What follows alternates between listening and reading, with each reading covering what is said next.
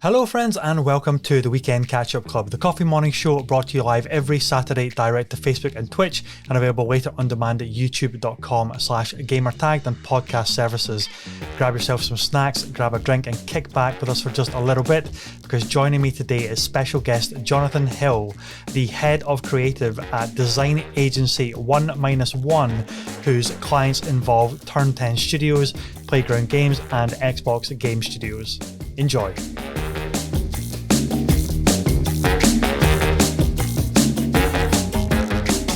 Oh, Jonathan, it is an absolute pleasure to have you here on the show and chat about yourself and 1Minus1. What do you do?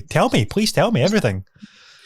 So we make websites for game studios and games, and we do marketing for them. We're mainly known for our web stuff, if I'm honest. But we're starting to push ourselves forward on the marketing side. And, you know, it's something that we've been doing in gaming for a few years, but we didn't obviously start in gaming. I've been around the houses, worked in many different industries and things like that. And it took a long time to move it around into things that were sort of still interesting me. And I got to a point with the business actually where, being brutally honest, and I'm happy to share it, is that I started to get a little bit bored with what we were doing and needing to make things more interesting. And the way to do that in the end was just to say, we're going to do things my way, and we're going to do things the way that I want to do them by working in the industries that we want to work in.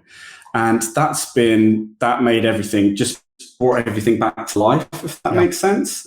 So at the end of the day, the work that we do is just really focused around the creativity side of doing things. And so I get to wake up in the morning and do creative stuff and work with our designers doing really creative stuff. And I didn't get to do that for a long time. So I kind of, was doing a lot of it and then less of it and then a lot of it again. And that kind of brought me back to life, I think with it. And that's a key thing, really. And then obviously you get to work on things for just, some really interesting people on some great projects, and for games that you might wake up and play on a Saturday morning before your kids wake up for like 5 minutes.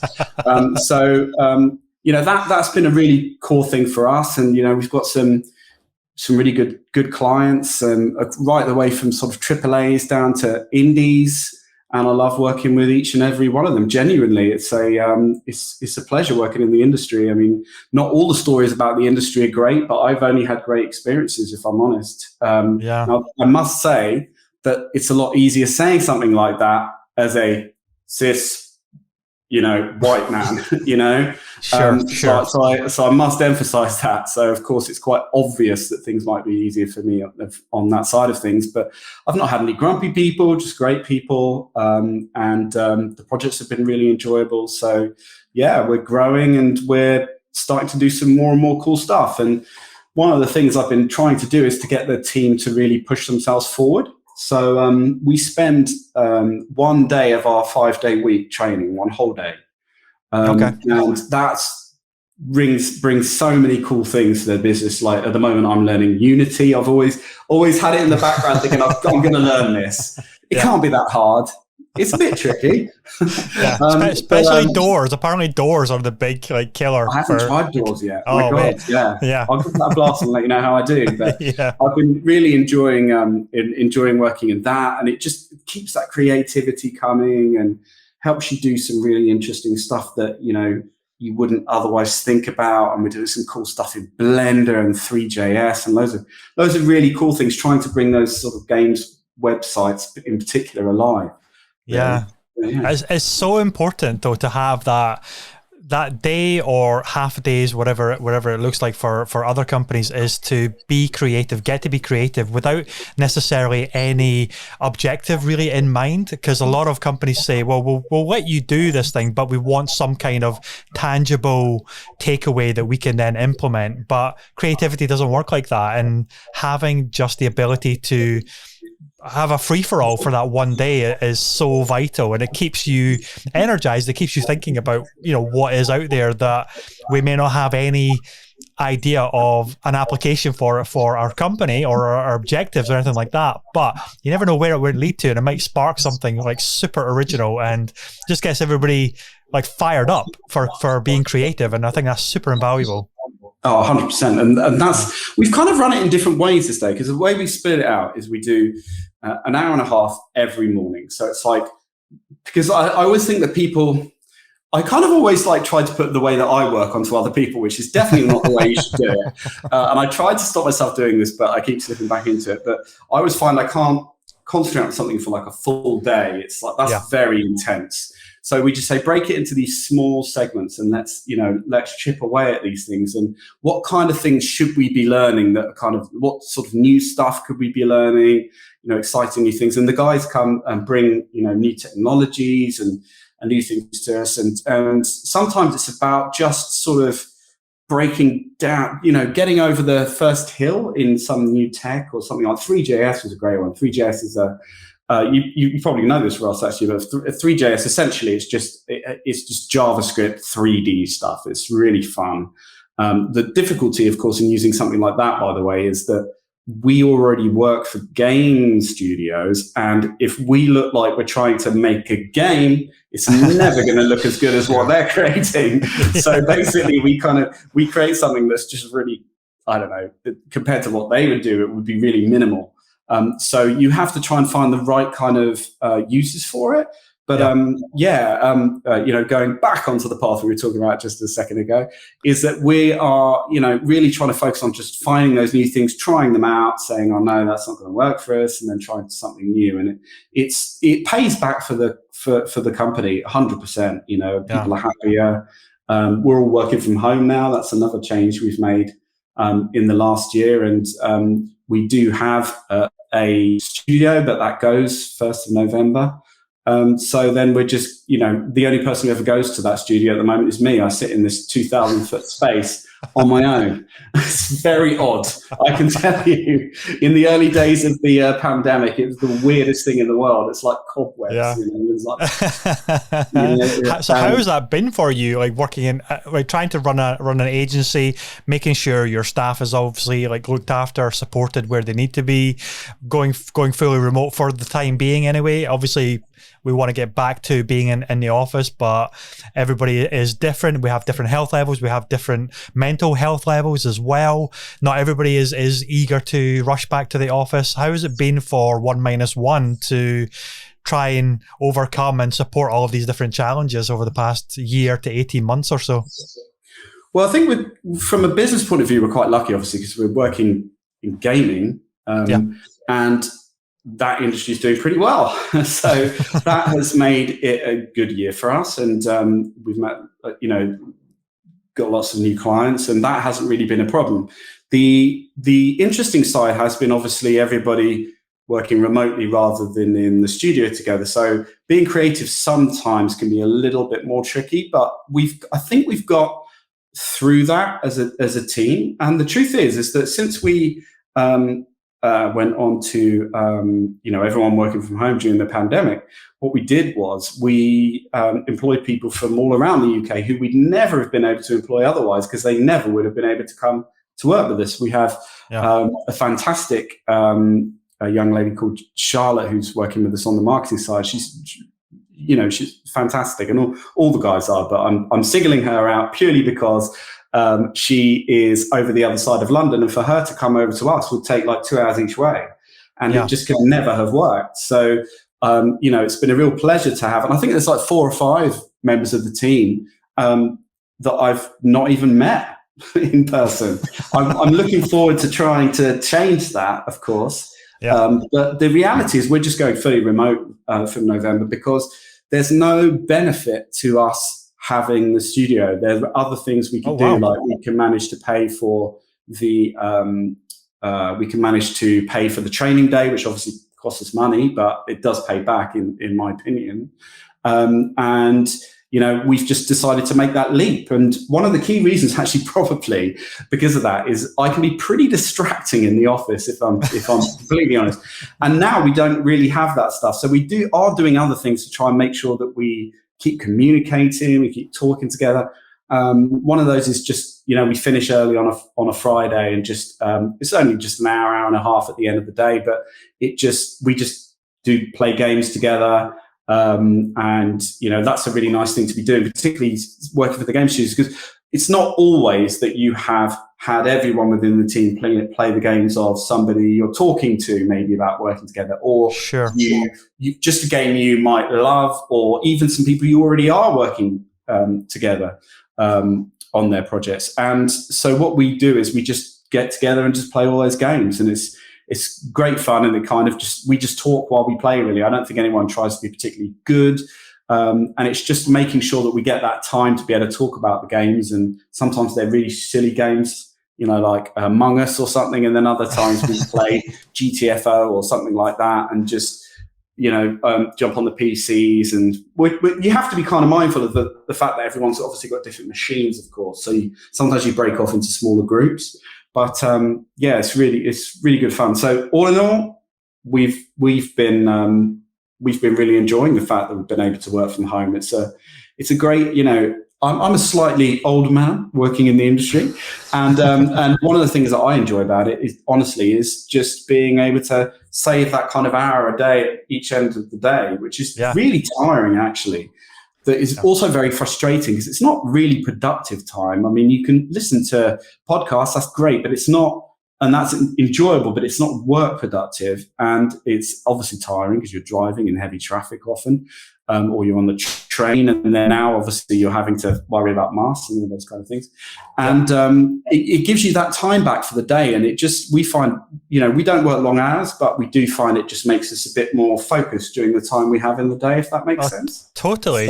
And that's actually, it's amazing to hear that you've decided to go fully remote, because a lot of companies are not willing to make that leap necessarily. They still want to have the office culture, and I totally understand that. And to a degree, I will kind of miss the working from home, but also I do kind of miss my colleagues in person as well. But it's interesting that you have come up with other ways of trying to keep that camaraderie, those relationships still strong, and that doesn't necessarily have to always be in person. Or if it is in person, maybe it's something specific like a company meetup or something like that, rather than just being like in an office premises. And I think that's really fascinating and really quite exciting to hear.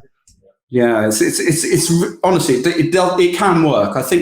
I have to say, I think there are a lot of companies, being very honest, that I do wonder sometimes whether it might be partially a control thing. I think it's different in gaming, because you're trying to get that, trying to get the team spirit can be hard.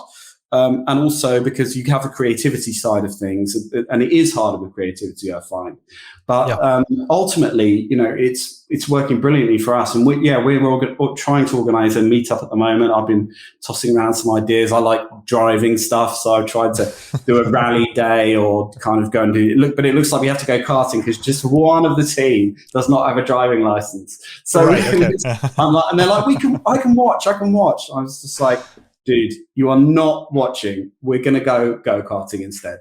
So we're doing that. And I think that will be really fun, a nice day. And it will be really, I guess it will be kind of strange because, I haven't met some of these people.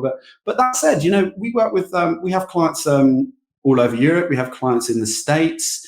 And the reality is that we haven't met those people. I've been trying to convince a couple of our clients out in California to invite me over. But it hasn't happened as yet. But I'll keep needling away at that. So if they do end up listening to this, then I will say that I mentioned I really wanted to come over and see you guys. So we'll have to tag them specifically then on the podcast post when it goes live. It's like you have to make this happen, guys. Absolutely. But that's one thing that I do love about going fully remote, and you see it with the developer Moon Studios, who have always been fully remote to deliver the Ori games, Ori and the Blind Forest, Ori and the Will of the Wisps, as they went on an interview at one point saying that it allows them to tap into talent pools where they would never normally get to access that because of geographical restrictions. And the fact that you're going fully remote, it means that you can, not just like the other side of London, but the other side of the world, you can actually hire different like team members over there that, yes, they'll be working in other time zones, so that may be a little bit challenging, but nothing that can't necessarily be overcome. Plenty of companies have teams in other time zones, bigger companies and agencies alike. So that's even more exciting, I think. Is going fully remote is one thing, but the fact that it opens up opportunities for people that are maybe looking for their first role in the industry, or a change, or something that was maybe closed off to them before because it would have resulted in a very expensive relocation to a part of X country, X city. That's just a wash now. It doesn't actually matter anymore. And I'd love to see more of that. Yeah, it's really working for us. I mean, like I say, we've got people who we just couldn't have brought them into the team. And there's some very talented people on the team. It's not to say there wasn't before, but it's just, ultimately I live in a small town in Surrey, in the southeast of England, and there aren't that many people that are talented around here in the very local area. And if there are, they're quite in demand. Now, I have to admit, it does help that we're working in the games industry. That tends to, we used to have, go out and try to find people, and we'd have like 20 applicants. Now we have like 100. It's really a lot of applicants. And but we've, even though we haven't employed obviously some of those people, we've gone around. I've spoken to people in the States, Canada, Europe, France, loads of different places, and that's just a really enjoyable experience in and of itself. It just makes it a bit more interesting. It's a bit, it's not hugely multicultural where I live, if I'm honest. So, the more of that, the better, as far as I'm concerned. So, so if there's anybody who, from other countries that are ever interested in working for us and listening to this, then I would say definitely do apply. That's one of the things that I find, so interesting, actually. I know it's a very serious subject, but is trying to get, I'd love to have, and putting this in the best way, it's great to just get such a huge variety of people applying for roles. And we just never used to get that. And that's another great thing about being able to do this, this remote thing, is that we're just able to look at employing people that are from just a far, wider set of cultures. That's just fantastic. I just really hope that, that would mean that ultimately we'd be able to have people all over the world. That would be great. Totally, yeah. Yeah, the time differences is the only thing, Sorry, I interrupted you. No, not at all. The time difference, it can be a little bit awkward, but usually it's not something that's too detrimental. I have colleagues and team members in like Singapore, in New York, and Houston in America, and we are usually trying to schedule like group meetings around the kind of the 2 o'clock to 3 o'clock time. So it's a little bit later in Singapore, but it's kind of like first thing in the morning for like the US, and we're kind of right smack in the middle. So it's not something that's that detrimental that cannot be overcome quite easily. And I think that's something that is brilliant about the games industry as well. It's like on a pure kind of technical and skill level, the games industry, more so than maybe a lot of other industries, is we seem to be very easily to have a remote working setup. Typically, it's not everybody, of course. Not everybody has cameras, microphones, computers, to be able to do like Zoom calls or like live streaming and live connections and this kind of stuff. But it seems like because of the very nature of things like Twitch and like broadcasting game things, the games industry is way more switched on for going fully remote and then jumping and adapting quite quickly. It seems like a lot of companies were completely caught off guard, and then there was this mad scramble for like web cameras, microphones. Everything was out of stock, and they were getting price gouged like crazy. But we were like, hey, we've been doing this for a while. We know what to do. Yeah, that's absolutely. I think I think a lot of companies were like that. To an extent, we were. Back in those original days of the pandemic, it's like, oh my goodness me, what is it, like the end of the world or what? How serious is this going to get? And the answer was very serious, very sadly. But hopefully we're coming to the other side of it. Hopefully it makes the world, coming out the other side of it, we'll find the world, a better place. That would be a nice thing. If we got one good thing from it to make the world a little bit smaller, that would be really nice. It's. I mean, honestly, the remote thing is really interesting because I'm not dramatically social, I would say. So for me, being able to do that, and then I'm around my family more is great for me. It really works. And I work quite a lot anyway because I really enjoy it. It's like it's a hobby and my work all at the same time. So when I'm doing things like the web stuff, the design and things like that, that is what I enjoy doing. So this is not like I'm having to go and do fun stuff outside of the work and then come into work and then it's like, I'm working on things I don't want to. I really am working on the things I want to. Yeah. And I kind of explain that to people when I'm first talking to game studios, actually, and saying that. And I'll often be, kind of on the edge of like not trying to be a fanboy because I think they find that slightly disturbing. But wanting to say, hey, listen, I've sunk, 300 hours, which is a lot for a person with 2 young kids, into say Forza Motorsport or something like that. And, you want to say that because obviously it gives you a better connection to the things that they're doing and all the amazing stuff that they are producing. And I know there was right near the beginning of the pandemic, we talked about how, well, we didn't, but the game studios were talking about how maybe it would make it harder to make games. I think it might have made things a little bit longer in some cases. Yeah. But it doesn't appear to have affected quality. There's so many good games out there at the moment. It's insane. Yeah, it's insane, the quality of games. And I think that the biggest thing that has seemed to have been a restriction is the motion capture stuff, where you kind of have to get actors into rooms and like the performance stuff seems to have been an issue, definitely. But the actual, I guess, like the coding part of it, which is obviously the huge part of building games and making it pretty significant, I think that is not terribly been impacted, although it has obviously been impacted, but it's not as I've got to be kind of careful. I don't want to be dismissive of how challenging it has been, but you know what I mean? It's faster to overcome that kind of stuff rather than physically cannot get into a space to work with actors and motion capture and this kind of stuff. But I think you're right. And I love what you were saying about working with a game developer but not fanboying out, and it's very, very difficult.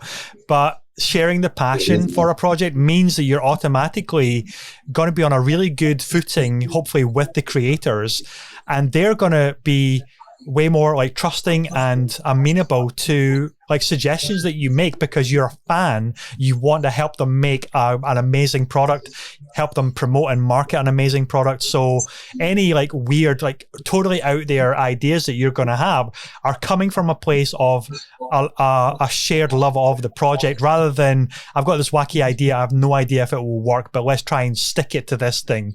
And it doesn't really relate. Whereas coming from a fan perspective, you've got the shared passion, and therefore hopefully it's the strategy from wanting to do something amazing for something that you love. And I think that's really great as well. Yeah, that is a really core part of it. And there are a few people. I mean, I really love the Oculus Quest, and that was a big deal for me, taking the wires away. Yeah, the quality might not be up, with the some of the other devices, but it's just a great platform. And a couple of the people in VR that we've started working with, like Fast Travel Games and for Fun Labs, who make this fantastic game called 11 VR, which is the kind of the de facto table tennis game for VR. It's really brilliant game. I started to speak to those guys, and funnily enough, I was just going on the call with 11, and my colleague Charlotte again. She said, "Hey, so if you like, we've got this call with this company called For Fun Labs. We'll have a chat about them." And just about a couple of hours before the call, I went and had a look and I was just like, "Wait a minute! I've spent like dozens and dozens of hours through the pandemic playing with my best friend. Actually, he has it, and he introduced me to it." And we just started playing table tennis, and we just stand there and chat and play table tennis, and it's just great. And and those guys are doing some really innovative stuff, and it's just really exciting to be able to talk to them about those things, and then being able to, yeah, say, well, you're for Fun Labs, like, let's just say they're 11 VR, and you're Fast Travel Games. Great, you're both in VR, and yes, we have done a lot of web stuff for a lot of game studios, but how can we make sure that that is uniquely you and not something that is just, we're slapping a video in the top of your website and we're putting a bit of text over the top of it, sure, yeah. and there'll be a bit of parallax, and that will kind of be it, and we'll make the layout okay. To be honest, you can whack a WordPress template together for that stuff. And I think studios deserve more. They can't, maybe they can't always find the time to do more, might be the case. But I think as a general rule,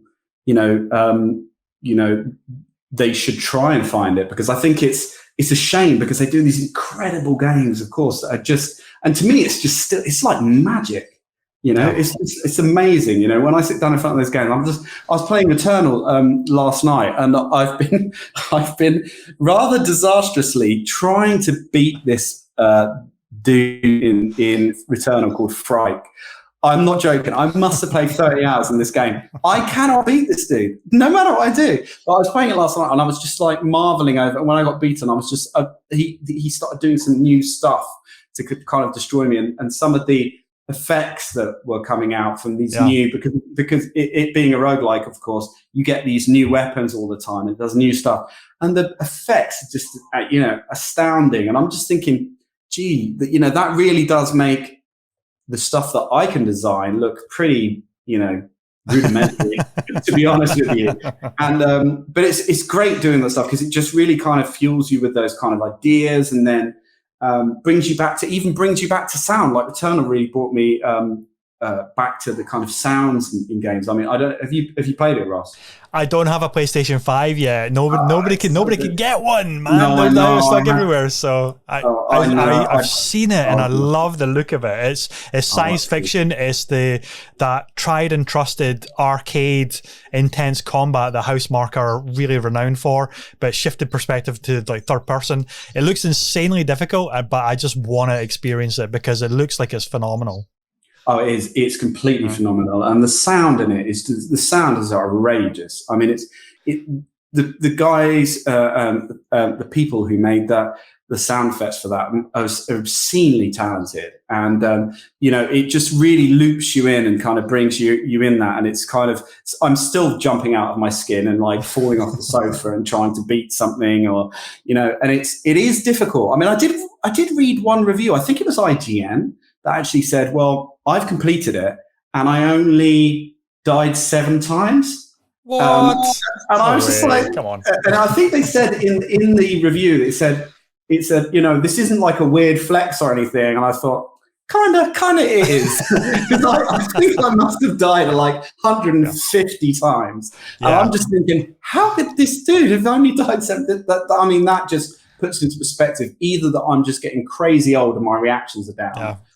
Or I was just never good at gaming. I mean, and I am terrible. I'm a terrible gamer. But my first playthrough of Ori and the Blind Forest, I think I died because I've got a death counter on that just for fun as well, to make you feel really terrible. I mean, that's not a terribly difficult game, but it's mostly like platforming and a bit of action. And I think I died on that like over 300 times, but I didn't care. I was loving the game because, again, the core mechanics are so tight and so satisfying. You really feel like you've got total control and agency over the character, and the environments are really beautiful as well. But Returnal just looks so amazing, and because Housemarque have got their mechanics nailed, like down to a fine art, and for at the time an indie studio, that is insane. The quality of indie games that are coming out over the past little while. It's outrageous. It really is. I just everything about it is just fantastic, and the fact that you can have a game like it, and it. In my opinion, it hasn't become boring yet, even though I've just been beaten by this Fright guy maybe like, I don't know, a dozen times, 20 times, I don't know, maybe more. But it's, and there's just such incredible talents out there. I went to visit one of our clients a couple of weeks ago, actually, the first client I've seen in 18 months, I think, in person. It's a fantastic artworking studio who are in a place called Lytham, which is near Blackpool. And they have this amazing studio up there that they've just all moved into. Really great bunch of guys. And going there and seeing, some of their young team members and some of the work that they were doing, I tried to sort of lead them to it, but I was looking at things they were doing and thinking, my gosh, that is some really special stuff for a pretty young person to be doing that. Just from an experience point of view, it's quite awe-inspiring actually. And it's things like that just even at my age just make me want to say, right, I want to try and be more creative. I want to do more stuff. And one of the difficulties is talking to game studios and them saying, well, what kind of budget do you think we need? And it's just like, it really depends on what you're trying to achieve from what we're trying to do. But I just don't ever want to let those studios down in the way that we represent them, and to find ways with their budgets to try and be really creative, because otherwise I just feel I can't be doing with releasing something that just you go, oh, that could be made by anyone, that could be anybody's website. I want to get across that unique personality that they have. They want it in their games, and I think I'd like to see people doing it more with their websites and their marketing campaigns actually, because there's a lot of great stuff going on in marketing, but I do think that the uniqueness of companies is often ignored in terms of what can be done. And we're speaking to another company in VR at the moment, actually a startup, and their idea, I can't talk about it of course, but their idea is just, it's brilliant. I think it's brilliant on so many levels. And I just said to them, if you go for funding, at any point, I'd put something into it. I don't have much, but I'd put something into because this is just a fantastic idea. It was a great idea on the social responsibility level. It was a great idea on the creative level, on the technical level. Everything about it just ticked all the boxes. And I'm just straight away thinking,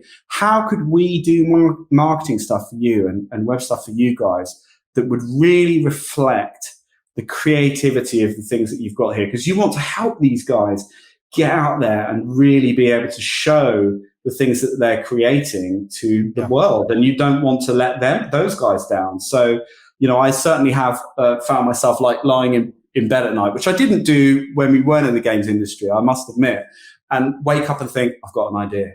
And then I'll just quickly write it down on my phone. And then I'll say, I've had an idea for how we could achieve this. I've got an idea for this photo shoot, for how we can make this seem, really interesting. And, it's just trying to be just creative all the time. And I think the studios certainly enjoy that. I think they appreciate that.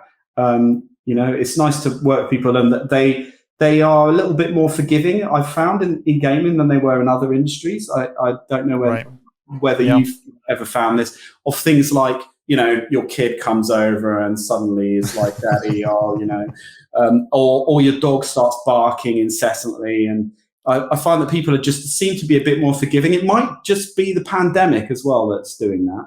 I hope that has the pandemic. One of the good things I hope has come out of the pandemic is that people are way more sympathetic and have more empathy for situations and different things going on in people's lives that they are not aware of, that they just assume, okay, this deadline hasn't been hit, therefore they do the sledgehammer approach rather than trying to understand why, what was the issue, how can we give extra support and just make sure that everybody's mental health is actually okay, and be totally more understanding about different situations. And whether it is the baby screaming, the dog barking, or just having to cancel meetings because of something that's just come up. It's not that they're not doing their work. It's not that they're not being professional. It's just that life happens, and being more amenable to that kind of thing is invaluable for just working together as teams. And that of course extends to the relationship that you have with clients as well. I know they're demanding things a lot of the time, or they're really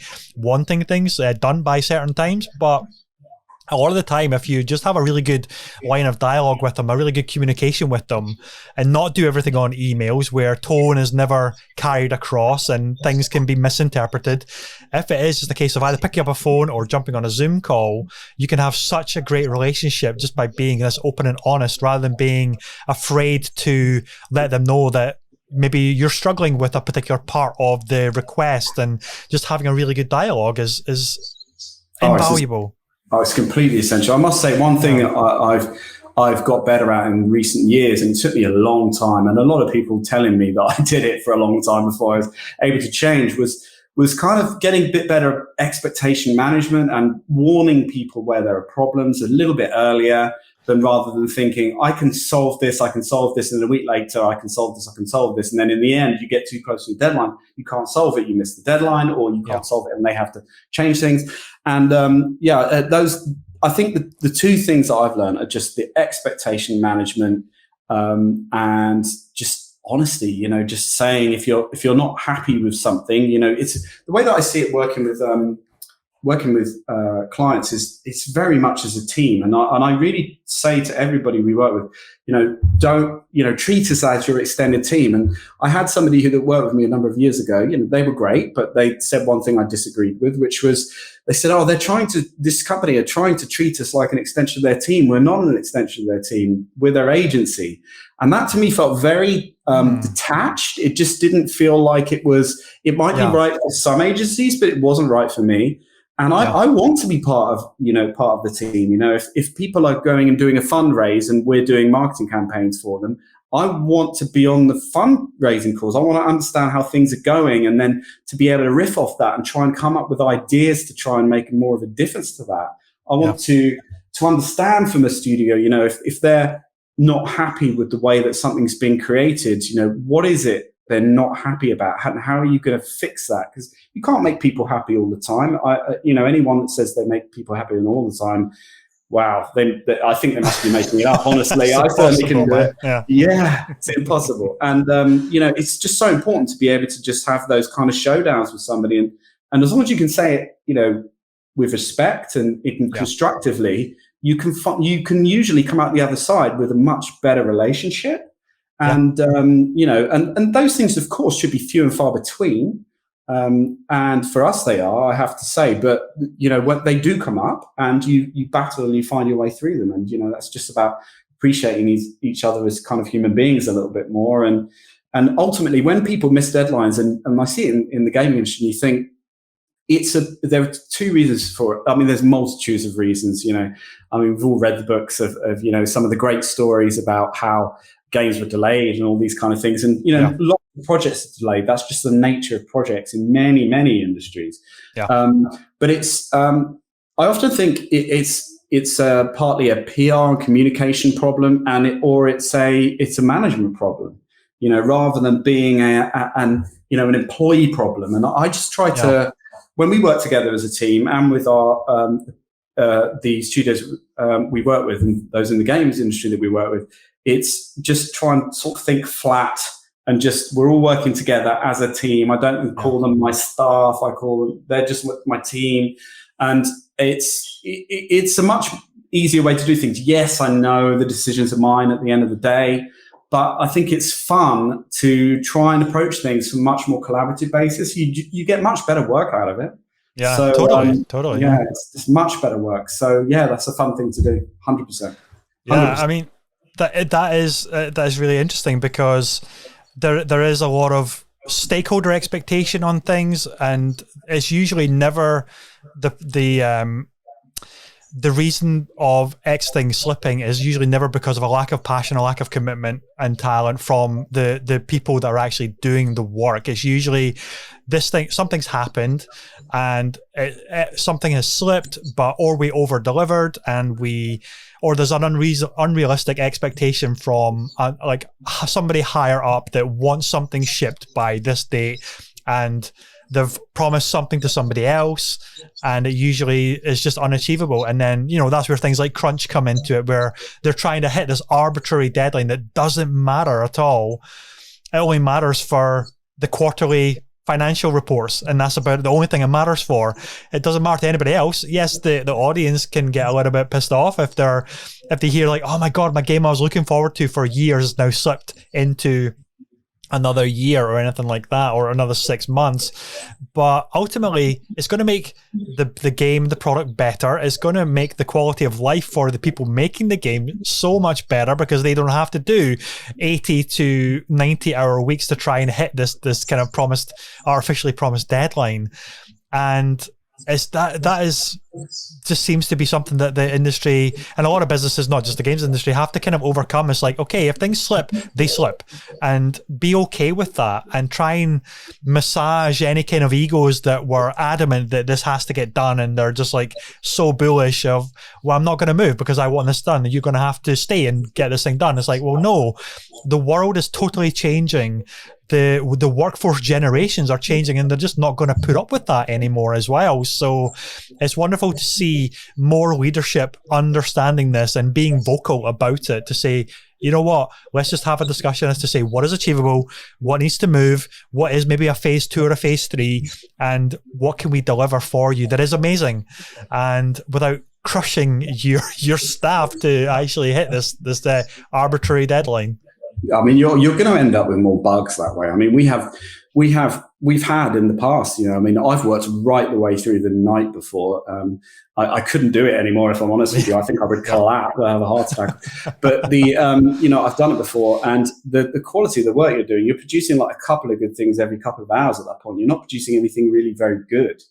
And you know, the reality is you are going to get a better quality game if you have to take longer. I do appreciate, you know, that every day that you don't release a game and you're not making money from the game, you're burning cash. And I'm sure that can be painful, to be fair. I'm sure that can be very painful, but particularly for smaller studios. But, you know, the downside, of course, of launching earlier, if you don't have something that's really good, is it's just going to get trashed. You know, I mean, it's detrimental to your reputation as a studio as well. Yeah. Oh yeah, 100%.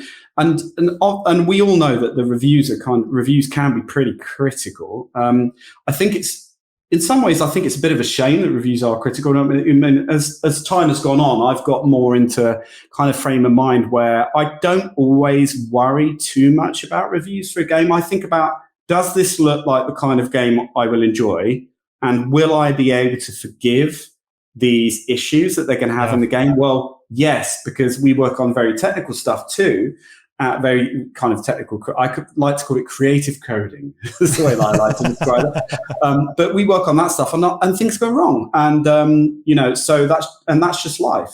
And you know, so there's games that I'm playing at the moment. I wouldn't want to highlight them and kind of point them out now, but there's one game I think it had like 40-odd%, and I thought, oh, this might not be very good. No, it's a really great, fun game. Yeah. It is a bit buggy and a bit laggy, yes.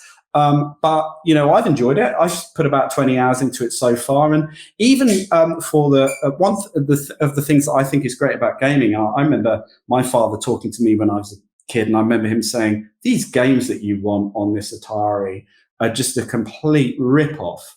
And I was just thinking, oh, yeah, they do seem a bit pricey. But then, you know, as time went on, and I remember my dad saying to me, you must have played that for 100 hours, that game. Yeah. And I didn't say it at the time, but it occurred to me years later, my goodness, that does mean that we actually got pretty good value there. That was actually really cheap. That's the difference, right? Yeah. Yeah, it is. I mean, like, you know, if you pay, I couldn't have cared less. And I appreciate that, you know, I've had a career, I've built up, you know, you get a house, things like that. So I'm not just going, you know, I'm not a teenager trying to buy games. But putting a game up by £10, you know, £20, I'd pay that all day long. You know, I'd happily pay for the DLC, because ultimately, you know, you've got to be able to fund these things. I mean, not everybody's is able to do something like Hello Games have done, obviously, with No Man's Sky. And that's the game that I've played more than any other game ever. And without even realizing, I mean, I think I'm at like 400 hours, which is nothing. I spoke to a friend of mine the other day who I was saying, I've played a lot of time in Forza Motorsport. And they said, what about Forza Horizon 4? And I said, I think maybe I've done sort of 100 hours. And they said they'd done 78 days. Oh my 78 goodness. days. And I was just like, I don't know whether to be horrified or seriously impressed. Yeah. But his kids are a bit older. You know, one of them's just going to university now. One of them was just coming out of university. And, you know, that's a really kind of interesting one for him. And we were talking about his son, and his son has Asperger's. Right. And we would talk, and his son has just finished their university and they've done games computing. I don't know the exact name of and I felt really pleased to be able to tell him, you know what, of all the industries right now, this is a great industry for your son, because he would be welcomed there. It won't be a problem. And that was a really nice thing. And then I just shared, Into Games. I'm sure you've seen the Into I have. Games. Yeah. They're amazing. Amazing. Yeah, they really are. And the website's fantastic. It really, really is good. And we didn't do that, by the way, I should have to say. But I'm sure it's okay to say. And it's a really great website. And I said, listen, you have to get him to take a look at this, and I'd love to see what he's up to and what he's doing. So that felt really good. And I think there are other industries that are less welcoming of things like that, and less welcoming of difference. And I know there's some horror stories going on in gaming right now, and they're being highlighted quite rightly. But I think in a way that it's definitely going to help in the longer term. It's not fun and it's awful for the people who are involved in that, but I'm just hoping that getting those horror stories out will mean that stuff just starts happening less and less, and it's all about the focus on the good stuff, and we get to a good place where people are able to, I guess, understand each other's differences a bit better, and I think... Well, we can only hope that that's going to happen, because, people they only want to make games. They don't want to be harassed just because they want to make a game and make an amazing product and have their voice heard within the production pipeline. It's absurd to think that because of somebody's gender or color, they are abused just because of they can't go into a meeting and speak what they feel is good for the product. And I really hope that a lot of this gets thrown out, and we rebuild with a lot of these companies, these major companies that are going through all of these scandals right now. And ultimately, it's going to be better, I hope, for the industry going forward, that more talent is actually going to want to be part of the industry then at that point. Because without that, then they're going to just hemorrhage all these amazing talented staff. They're going to leave the industry and go into other fields, and we're going to be just worse for it. And I really hope that doesn't happen. I think, I do wonder though, and I'd be interested in your opinion on this. I think it gets highlighted in the games industry a lot, but I think it's pretty safe to say it probably happens in almost every industry. And I wonder whether it's going to be just more under the covers in those other industries. So the fact that it's coming out in gaming is a positive thing. Not the fact that it happened, obviously, but the fact that it's coming out is a positive thing. And the fact that anyone is treated differently, full stop, is like, that is just a problem, when anyone's treated differently. I mean, I remember my mother saying to me when I was very young, if someone's, I hope I can use this language on this, if someone's an arsehole, they're an arsehole, Jonathan. That's all that matters. Do you like this person? Yes. Well, that's all that matters. And are they a nice person? And beyond that, it just really doesn't matter. It doesn't mean they're the right people to be working with you, of course, because I know lots of people that I think are fantastic that are absolute lunatics to work with, if I'm completely honest. And some people will probably say that about me. But it's, the sooner we can get to that place, the better. And, that's why I think, what is your opinion? Do you think that it's going to be similar in other industries? It must be, surely. I think there are plenty of industries that have a very similar reputational problem or institutional problem, where it's always seen as male-dominated industries. Not always, but can quite easily breed this frat culture, where it's very hard for any other gender or race to try and permeate through into an equality, a culture which is respectful. And I think, fortunately enough for me, I've had experience of very few really toxic cultures, but again, white cis male as well. I maybe just wasn't aware. I maybe was just blind to anything that was going on in the past. But obviously, the past few years, if you're, as you say, not an asshole, you should be just constantly like appreciating people and becoming more aware of their struggles as well. So if you begin to see things like that happening, conversations that are dismissive or derogatory, say something. And it's, I think for maybe you and I, because we are white men, we have that kind of armor to be able, or should be able to easily say, hey, what you're saying, what you're doing is not right. Whereas other minorities will never be able to feel that they have that cover to say something and stand up for themselves without being ostracized or them becoming tagged as the problem. Whereas, again, it's a privilege for us to be able to say, it's like, I don't feel like I wouldn't be able to stand up for somebody that is getting, you know, hurt or ostracized or bullied or something like that. And again, that is a privileged position to be in, but I don't think it's only indicative of the games industry. I think there's tons of industries out there that are just as bad, maybe not as bad. I really don't know. I know I've heard rumors of things going on that event cultures within any industry, whether it is tech, whether it is car show events, or like the rumors and things that you hear going on of what they get up to. It's like the old really terrible saying is like, what happens on tour stays on tour. It's that kind of mentality that is super toxic, but I think it's very quickly getting not frowned upon. I mean, it's not getting used like that anymore, and it's the culture is changing. People's conduct is having to rapidly change, and I think that is happening.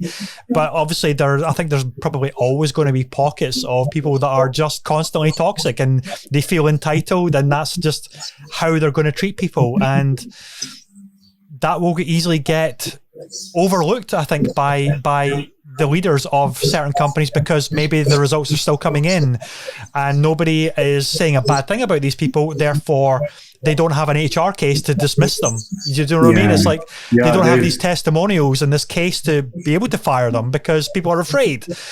But I think we're now at a stage where, okay, fuck it, we're just going to say exactly how we feel, and that can only be a good thing for the fundamental core change of certain companies that need to overhaul their culture. And not all major tech companies are like this, major industry companies are like this. Some are actually genuinely really good. They have values, they stick to their values, but there's still plenty that just kind of have this really toxic culture as well. And I hope we can just really mitigate that and weed them out as much as possible, and then force people to change, or don't hire people that have a bad reputation as well. You know, difficult. There's something that I've always had a regret about, actually, that you just reminded me of, that I haven't thought about for a long time.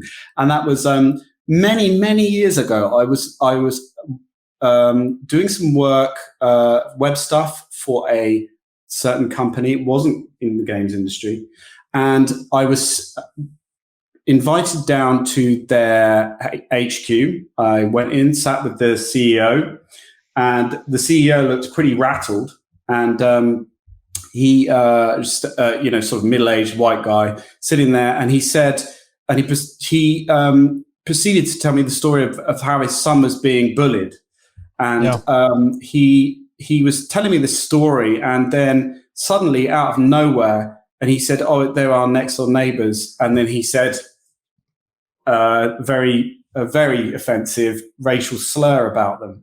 And I was just froze. It was just me and him in this big boardroom, and I just froze. And I looked at my bag, and I looked at the kind of floor, and all these things were going around through my head, and I was like, whoa, no, it wasn't like, I mean, you're not mistaken, you know, in that kind of scenario, there is no mistake, clearly. Yeah. And I just was like, and then just at that moment, everyone came in. It was like 10, 15 people, and everyone sort of sat down, and the moment had passed, and I felt frozen, and I wasn't able to extricate myself from that situation. And I've always regretted not having the courage, once everyone walked into the room, just to say, I'm so sorry, but I have to go. But I don't even know how I'd phrase it now, but I would definitely do it now. It just really bothers me that I didn't do it. It was just, it's just, things like that just can't happen in this. It's just, totally. I understand he was unhappy. I understand that he saw that this child was bullying his kid, but you're talking about another little kid here. And, most kids at some point have done something that you might describe as bullying on some level. And, you've got to educate them. And, throwing slurs like that, it's just bonkers. And I hope, that guy may well have changed by now and realized that, oh my God, I was just an absolute jerk off, and that kind of thing can't happen. And I hope that this person's got to that point, but obviously I've never seen them since because I didn't do any more work for them after that. After that, yeah. No, I didn't. No, I finished what I was doing and that was it. I just had to go. But I wouldn't let that happen. Just no way. I mean, who would? I can't imagine anybody would. I mean, obviously some people are, but just And that's the thing as well, is having the courage to be able to make a stand. Let's say, look, I don't want to work with you anymore because of these racist beliefs and actions that you're spouting. It's just abhorrent, and that can be very, very hard, especially for a company that is relying on clients, client relationships, paying the bills, paying your staff, looking after your staff. But then there's a much bigger responsibility to, okay, what kind of example are you setting to the staff and to other clients that you do want to work with as well? It's like slamming the door on somebody like that usually opens up a whole other avenue of clientele that do have similar values, similar beliefs that you can then align yourself to as well. And I think that is ultimately the more powerful longevity message that would come out of something like that. Yeah, and we all have to try and find those paths forward. And I just think, if you don't, by me not saying something to that person, what I did was I put them in a position where they could say things like that to people in the future, because I didn't destroy it. I just let it happen. So I effectively became part of the problem, right? I should have been an ally there and done something about it, and I didn't. And it's a learning thing, and I just think it's important that we don't forget those things, and just try to remember that we just have to, try and be. Otherwise, you're part of the problem, right? So I was part of the problem, and I wouldn't let that happen again. I can tell you. We got very serious today.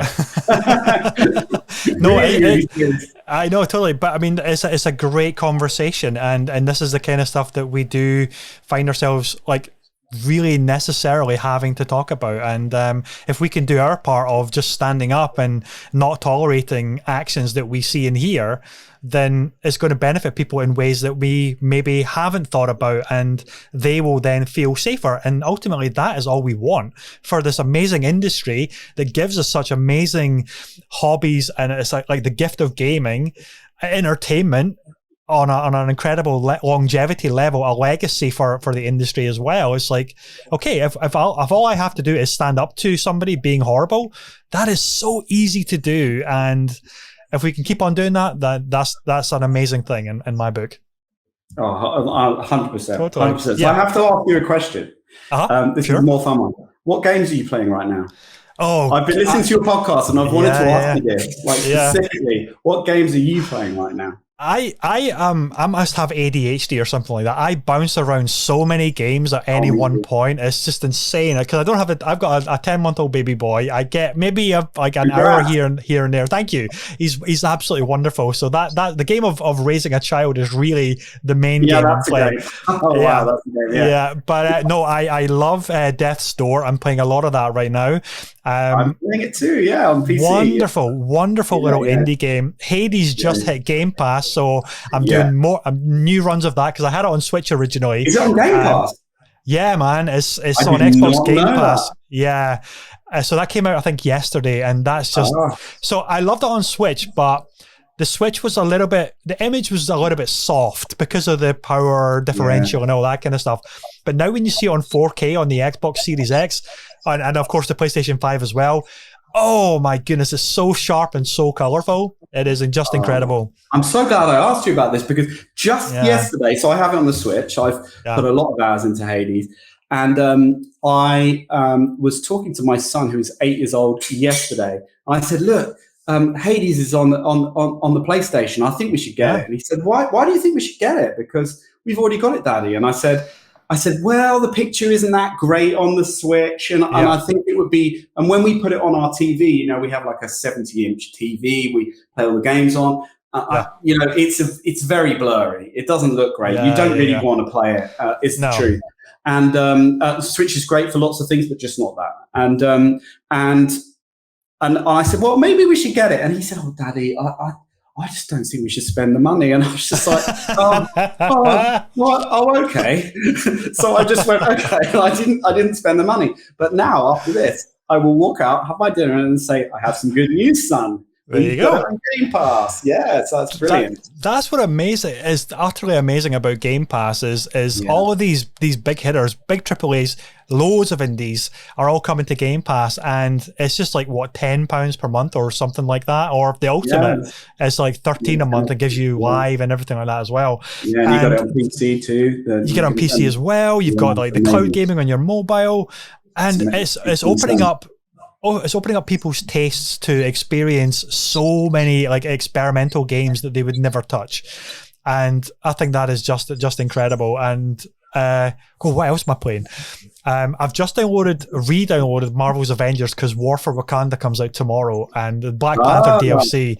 Now, I've been very vocal. My son wants to get that. We were talking about it yesterday. Is it good? Well, see, I've been super vocal about how much I dislike Marvel's Avengers because of how much of a missed opportunity it should have been. It should have always been a single player game like the Marvel Spider-Man, and Miles Morales, which they are phenomenal. But it feels like the game is built around just waves of like robots or like high-powered enemies.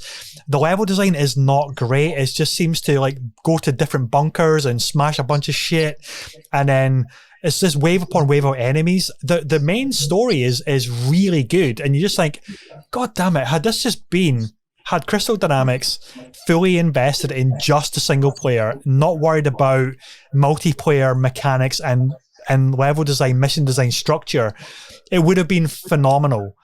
I fully agree it would have been phenomenal because the graphics and the tech behind it are incredible, especially on the new consoles.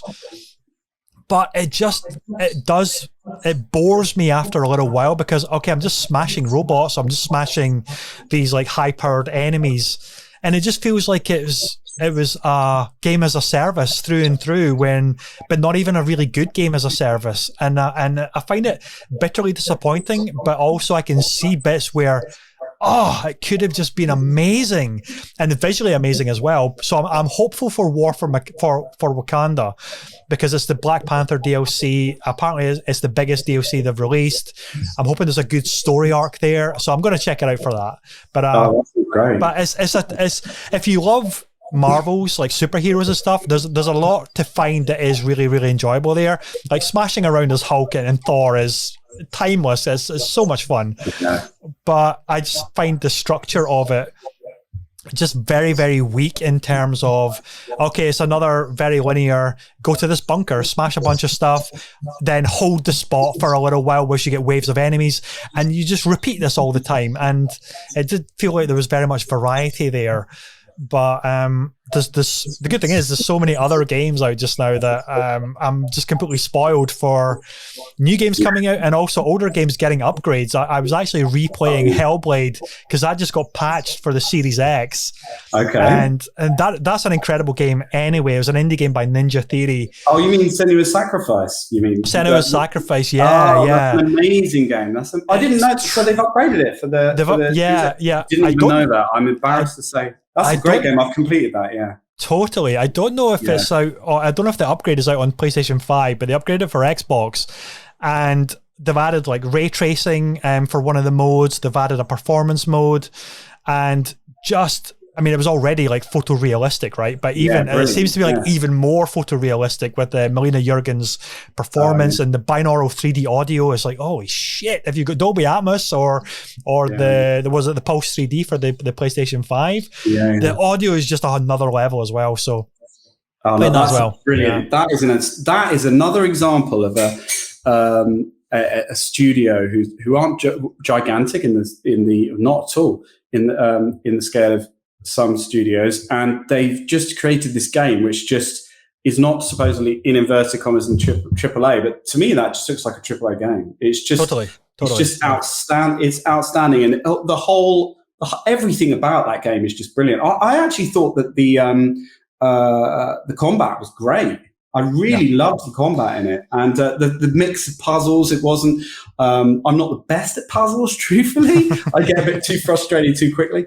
But for I made it through because they split it up really well, and there was just that enough air of mystery and kind of things like that. And I loved the kind of double meaning of things. It was just really the care they'd taken, and that was just outrageous, wasn't it? Yeah. So thank you for telling me. No, it's good. So check that out because it's just like the polish is just another level again, and it's a very important game as well. But great stuff, mate. So God, Jonathan, that is just well over the hour here. Thank you for thanks so much. Oh man, it's been an amazing chat, buddy. Thank you for taking the time out of your day to chat with us. Where can people get in touch with you? Just on most of the time, I'm just on LinkedIn. I must say I really enjoy LinkedIn. I think it's a great place. The conversations are actually interesting.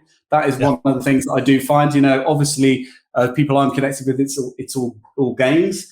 But all the other things like Facebooks and things like that, it's just too much trash. But on LinkedIn, I've managed to get it to a place where I genuinely see interesting things all day. So LinkedIn, or just our website, of course, which is a number one, then MINUS, then a number one at the end.com, 1minus1.com. Is our website. Yeah. So no, I really appreciate you having me on the show. I've really enjoyed it. Sorry that it went on so long. I had no idea it had. No, Tom, we don't really have a time limit. It's fine. Perfect. Awesome. I really enjoyed it. Thank you so much.